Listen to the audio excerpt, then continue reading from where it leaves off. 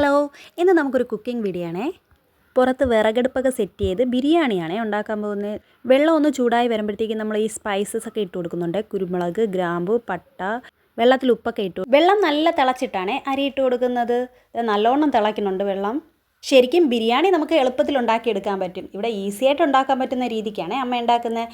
ഞങ്ങളല്ലാതെ ദം ചെയ്തുമൊക്കെ ബിരിയാണി ഉണ്ടാക്കുക. ഇപ്പോൾ സാധാരണ ബിരിയാണി സെപ്പറേറ്റും ചിക്കൻ കറി സെപ്പറേറ്റും ആയിട്ടാണ് ഉണ്ടാക്കുന്നത്. ഇതിൻ്റെ കൂടെ തന്നെ നമ്മൾ ചിക്കൻ കറിയും കാണിക്കുന്നുണ്ട്.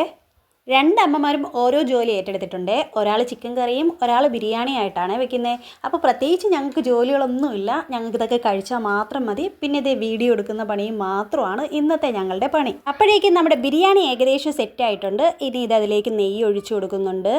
നെയ്യിലല്ലെങ്കിൽ വെളിച്ചെണ്ണ, ഇതിൽ രണ്ടിലേതെങ്കിലും ഒന്നിലാണ് ഞങ്ങളത് ചെയ്യുന്നത്. ഇപ്പോൾ ഞങ്ങൾ നെയ്യിലാണ് ചെയ്യുന്നത്. കനം കുറച്ച് അരിഞ്ഞ് വെച്ചേക്കുന്ന സവാള ഇതിൽ നന്നായിട്ടിട്ട് മൂപ്പിച്ചെടുക്കണം കേട്ടോ. നമ്മൾക്ക് ഈ ബിരിയാണിയുടെ മുകളിലേക്ക് വിതറി കൊടുക്കാൻ വേണ്ടിയിട്ടുള്ളതാണ്.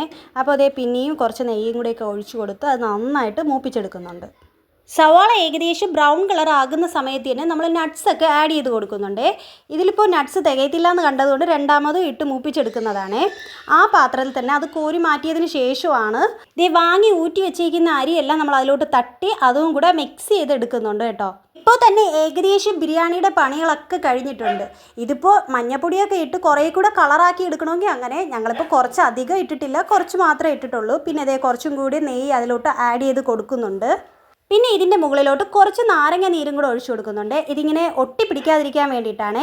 പിന്നെ ഇതേ നമ്മുടെ സ്വാദിഷ്ടമായ ബിരിയാണി റെഡി ആയിട്ടുണ്ട്.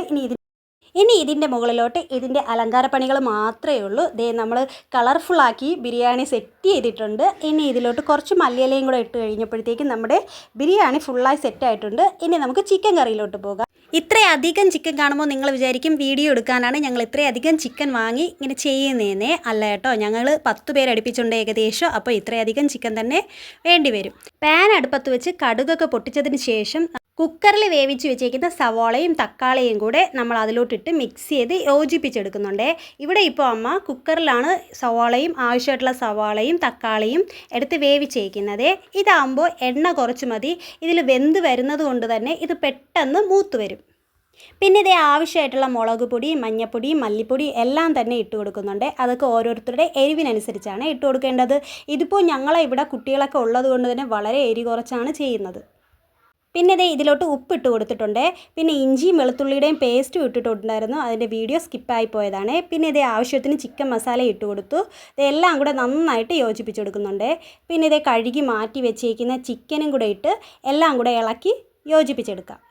ഇനി ഇത് യോജിപ്പിച്ചതിന് ശേഷം നമുക്ക് കുറച്ച് നേരം അടച്ച് വെച്ച് വേവിക്കാം കേട്ടോ. അപ്പോൾ ഇതേ കുറച്ച് നേരം അടച്ച് വെച്ച് വേവിച്ചതിന് ശേഷമുള്ളതാണ്. ഇതിപ്പോൾ ഏകദേശം നന്നായിട്ട് വെന്ത് വന്നിട്ടുണ്ട് കേട്ടോ. ഇപ്പം നമ്മുടെ ചിക്കൻ കറിയും റെഡി ആയിട്ടുണ്ട്. ഇനി കഴിച്ചാൽ മാത്രം മതിയാവേ. അപ്പോൾ അത്രയേ ഉള്ളൂ. ഞങ്ങളുടെ വീഡിയോസൊക്കെ ഇഷ്ടമായാൽ സപ്പോർട്ട് ചെയ്യാൻ മറക്കണ്ട. നെക്സ്റ്റ് വീഡിയോയിൽ കാണാം. ബൈ.